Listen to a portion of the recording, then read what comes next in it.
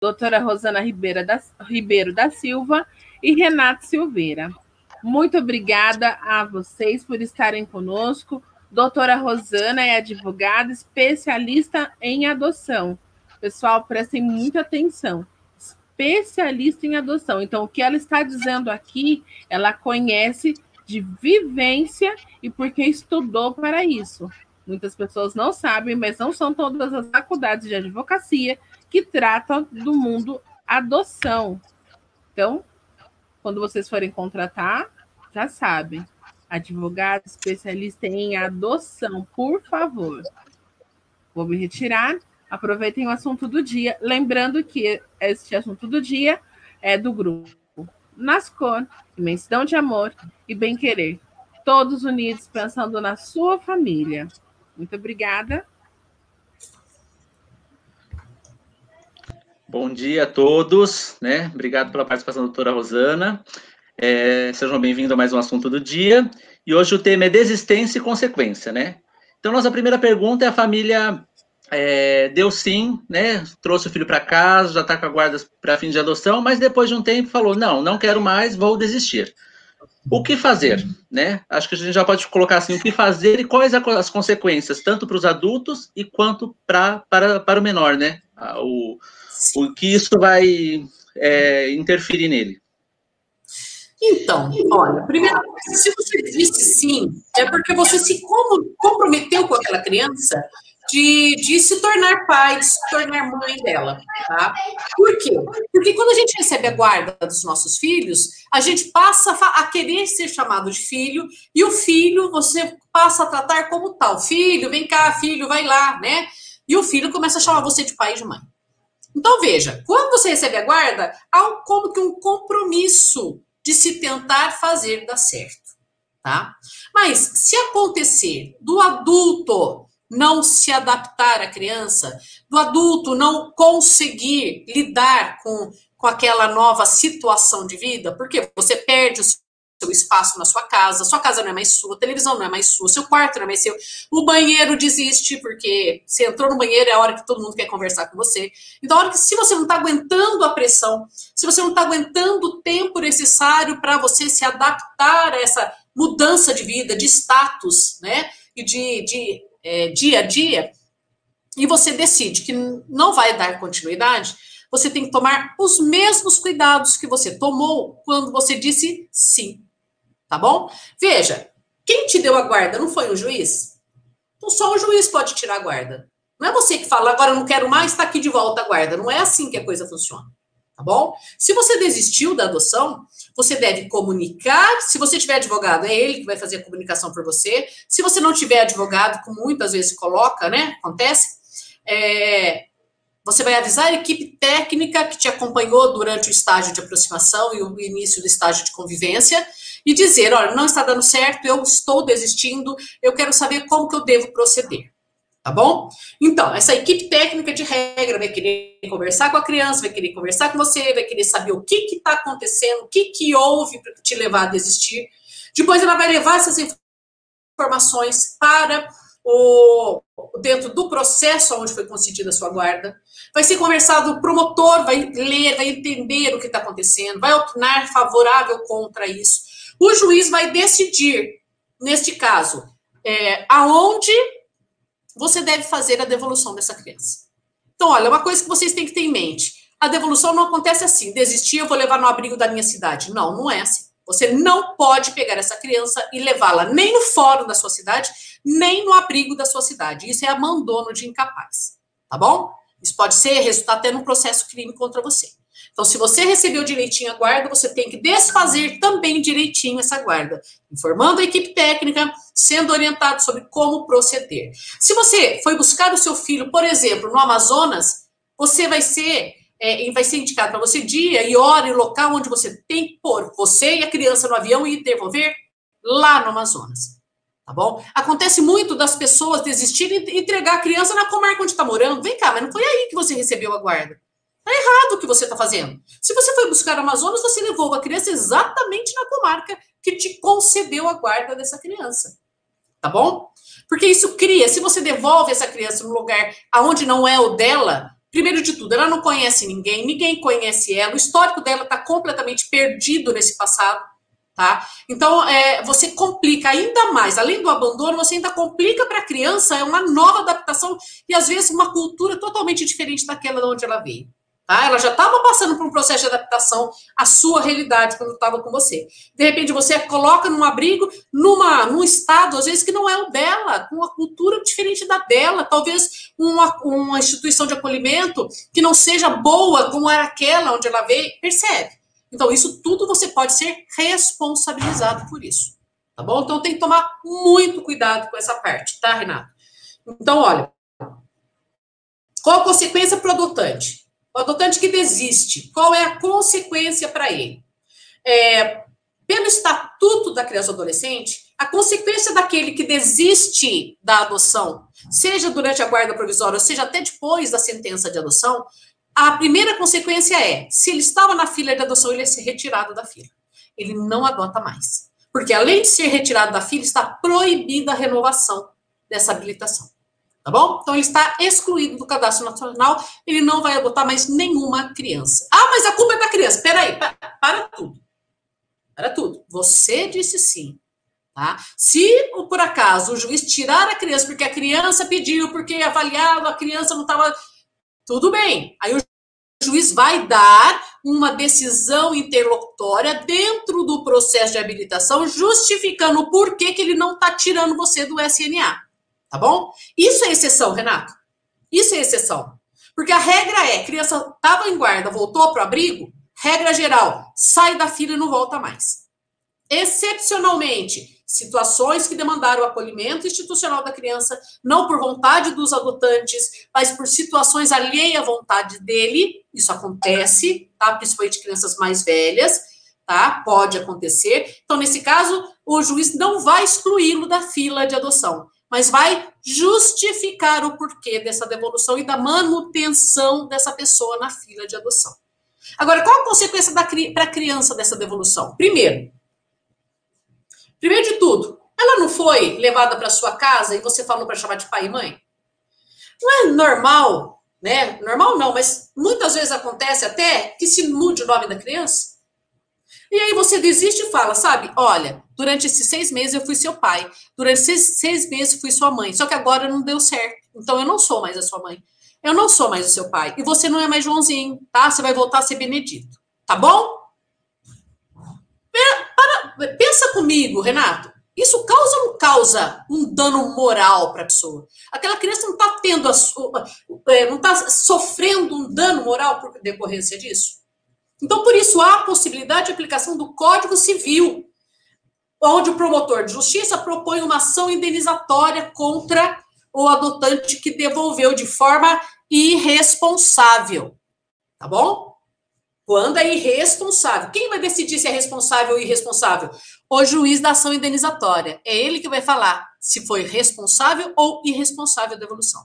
Se ele falar que a sua devolução foi irresponsável, ele vai te condenar a pagar alimentos para essa criança. Na realidade, é uma indenização mensal, tá? Então, são alimentos indenizatórios. E, às vezes, eles marcam assim, ó, você vai pagar R$15 mil a título de dano material e você vai pagar um salário mínimo por mês a título de dano moral até a criança completar 24 anos. Por exemplo. Tá bom? Então, olha, eu não posso falar sim se eu não tenho o mínimo de certeza, Renato.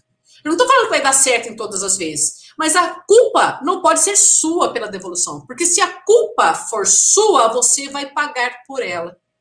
Tudo bem? E a entrega da criança em local irregular pode se constituir em abandono de incapaz, motivo para processo penal. Raro acontecer, mas há a possibilidade de. Então, as consequências são essas. O adotante que devolve de forma irresponsável, quem vai dizer se é irresponsável ou não é o adotante, é sim o juiz, tá? Ele vai ser excluído da fila de adoção, não vai poder voltar jamais para a fila da adoção, ele pode pagar indenização para a criança e pode responder criminalmente em casos excepcionais. A criança sofreu um dano moral, pode ser que seja necessário pagar acompanhamento psicológico para ela, e quem vai pagar é quem causou o dano, no caso, os ex-adotantes.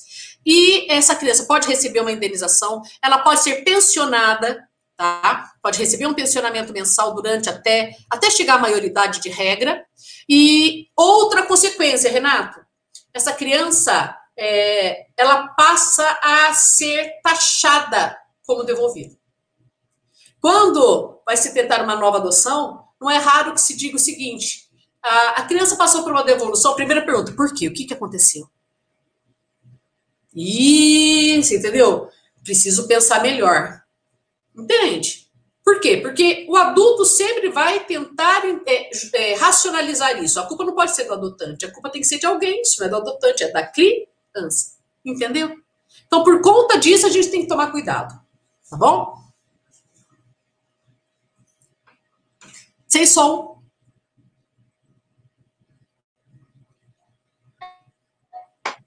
Tá escutando? Sim. E é quase um novo abandono também, né? Acho que, se eu não me engano, a doutora Rose Prigol, que costuma usar essa frase, e eu concordo muito com ela, um novo abandono que a criança, adolescente, a casa acaba tendo, né? Sim, é uma revitimização dessa criança, não é? Sim, isso. E se correr tudo bem no estágio de convivência, o que acontece depois? O que é uma oitiva e para que serve? Então, olha, tem o chamado estágio de convivência, que é aquele prazo de até 90 dias, entre você começar a aproximação e você já estar com a criança em casa, sob guarda. É necessário, o estágio de convivência dado, esse período é criado pela lei com um objetivo, dar tempo para que a criança se adapte aos adotantes e os adotantes se adaptem à criança. Tá bom? É um tempo, é um namoro, é um tempo de namoro para vocês se conhecerem e para a gente ter certeza de que esse casamento vai dar certo. Tudo bem? Então, veja. Quando está chegando perto do final desse período, normalmente se faz o primeiro estudo psicossocial, o estudo sobre o estágio de convivência.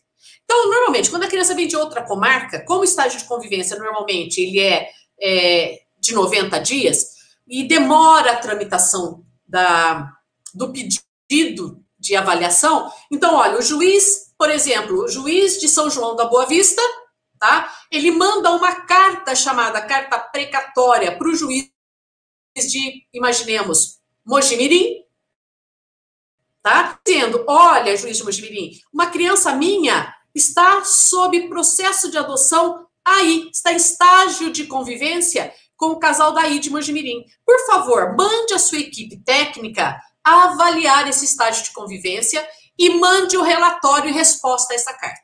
Tá bom? Isso chama estágio de convivência. Tudo bem? Então, durante o estágio de convivência, o juiz da comarca da criança manda uma carta precatória para o juiz onde a criança está, pedindo que a sua equipe técnica avalie. Tá bom? Então, nessas reuniões da equipe técnica, ela pode marcar uma entrevista com você, pode marcar uma entrevista com a criança, pode querer ir na sua casa ver como é que está sendo a dinâmica, pode fazer várias entrevistas para criar esse laudo, tá? Que volta e fala para o juiz da criança que o estágio está indo bem ou indo mal, tá bom? Se estiver indo bem, ótimo, maravilha. Fim do prazo de 90 dias, você tem 15 dias para propor a ação de adoção se ainda não propôs, tá bom? Tá indo mal? Aí o juiz talvez peça que se faça um novo estudo para se levantar exatamente o que está acontecendo, para ver se dá para ajudar ou não, tá bom? Se não estiver dando certo mesmo, o juiz pode, inclusive, cassar a guarda provisória e mandar a criança ser devolvida ao abrigo da onde saiu. Entendi. Tá bom? Certo? Então, isso seria os primeiros estudos, né? Então, são ouvidas, as pessoas são ouvidas sobre essa dinâmica. Às vezes, não é todas as vezes, alguns juízes, quando pede esse estudo, o juiz que recebe a carta pede para ouvir essas pessoas. Aí a gente diz que é a oitiva das pessoas, tá bom? Então, é o juiz. Quando a gente fala de oitiva, a gente está falando de juiz ouvir, por isso que chama oitiva, tá bom? Então, a oitiva é sempre feita pelo magistrado e não pela equipe técnica. A equipe técnica faz entrevistas, tá? E o juiz faz oitivas. Então, há juízes que, ao receber a carta precatória, pedindo estudos, já pede para ouvir também. Aí vai ver a oitiva. Ou não. a maioria não pede a oitiva, a maioria pede só que se faça os estudos. Juntou o estudo nos autos, daquela carta precatória, que é um processinho que fica na comarca da criança. Juntado isso, eles mandam tudo isso de volta para a comarca da onde veio o pedido de carta precatória. Tá bom? Conversando com a senhora aqui, o estágio de convivência durou 90 dias, para se findar, para dar entrada na adoção, né? Porém, sim, tem um prazo para se fazer depois desses 90 dias. Não deu, minha comarca está hiper sobrecarregada. Existe um prazo pela lei que eles sejam obrigados, né, a cumprir ou não? Então, olha, na realidade, a gente fica muito dependendo da capacidade de cada comarca de dar conta dos processos. A gente está falando de época de pandemia, por exemplo, né? Nós estamos há meses com muito trabalho do judiciário represado. Então, agora que as coisas estão começando a voltar a funcionar, a gente corre o sério risco de esse trabalho represado tenham demandas mais importantes do que a sua ação de adoção. Por quê? Porque a criança está em guarda, ela está protegida, os estudos estão falando que está tudo certo, mas tem criança que está acolhida, tem criança que precisa decidir se vai para a família biológica, se vai para a adoção.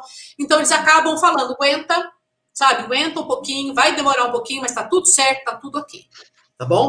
Agora, a ação de adoção, quando é pelo fórum, você está sujeito a essas, né? Se o fórum que está fazendo de forma administrativa, você vai ter que aguentar essa tramitação mais lenta mesmo. Tá? Vai demandar de oportunidade ali para as pessoas conduzirem o processo. Agora, se você propõe uma ação de adoção usando um advogado, é diferente, porque aí existem prazos processuais que devem ser seguidos, entendeu?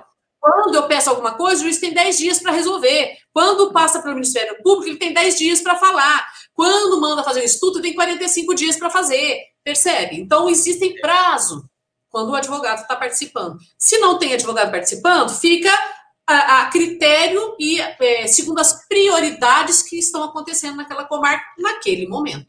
Tá bom? Entendi. Não, perfeito. E para finalizar, a partir de que idade a criança é ouvida? Isso depende de juiz para juiz? Como funciona, doutora? Na realidade, o Estatuto da Criança e do Adolescente diz expressamente: crianças de 12 anos para cima têm de ser ouvidas. Elas têm que olhar para o juiz e dizer: eu quero ser adotado por eles. Se a criança de 12 anos não for ouvida, pode haver nulidade do processo. Tá bom? Pode haver. Agora, tem juízes que ouvem crianças menores, 8, 9, 10, 11 anos. Tem juízes que ouvem sim. Tá bom? Como eu estava comentando com vocês um pouco antes, quarta-feira, dia 3, foi quarta-feira, quarta-feira, eu fiz uma audiência virtual de adoção e que o menino de 10 anos, a juíza fez questão de ouvir dele que ele também concordava com a adoção. Entendeu? Então, vai de juiz para juiz. A partir de 12 anos é legal, está previsto na lei. Menos de 12 anos depende do juiz. Tá certo, então, doutora. Obrigado aí pela participação. Acho que a Paloma vai entrar aí. Paloma. Só para completar, Renato. Claro. A questão ainda da oitiva, eu acho que é interessante falar. Quando está tudo certo a adoção, ela só precisa terminar, fazer o finalzinho dela, que então é designada a chamada audiência de instrução e julgamento. É a audiência onde o juiz dá a sentença de adoção. E para ele dar a sentença de adoção, ele tem que ouvir os adotantes e crianças a partir de 12 anos. A gente diz, então, que você é chamado para a oitiva na audiência de instrução e julgamento. Então, o juiz instrui, quer dizer, ele vai ouvir todo mundo, o promotor vai falar com você, o advogado que está te acompanhando pode fazer perguntas, o juiz vai perguntar. A hora que ouviu todo mundo, aí o juiz vai digitar a sentença na hora. Você acompanha a redação da sentença. Vai ter uma tela para você assistir, ou se for virtual, como está acontecendo ultimamente por conta da pandemia, eles compartilham a tela do juiz e você lê a sentença junto com o juiz. Tá bom? Depois de ouvido, a sentença é escrita e você dá o ciente. O juiz fala, vocês concordam? Durante a pandemia, a gente coloca no chat, né, daquele tipo Zoom, você coloca lá, estou de acordo. Aquilo é printado e vai para o processo, falando, olha, os adotantes falaram que estão de acordo. Entendeu? ou adolescente, está de acordo. Aquilo vai tudo para o processo. Se é presencial, você vai assinar o termo da audiência, depois que é lido para você. Tá? A partir dali, está sentenciado, seu filho é seu filho. E ponto final. Tá bom? Era isso, desculpa. Tá certo. Não, obrigado, doutora. Paloma, acho que o Paloma vai entrar aí. Paloma? Cadê tu, Paloma? Aqui, cheguei. Muito obrigada, doutora Rosana, muito obrigada, Renato, pela participação de hoje no assunto do dia. E vamos ficar ligados no próximo assunto. Muito obrigada a todos vocês. Obrigada. Obrigado.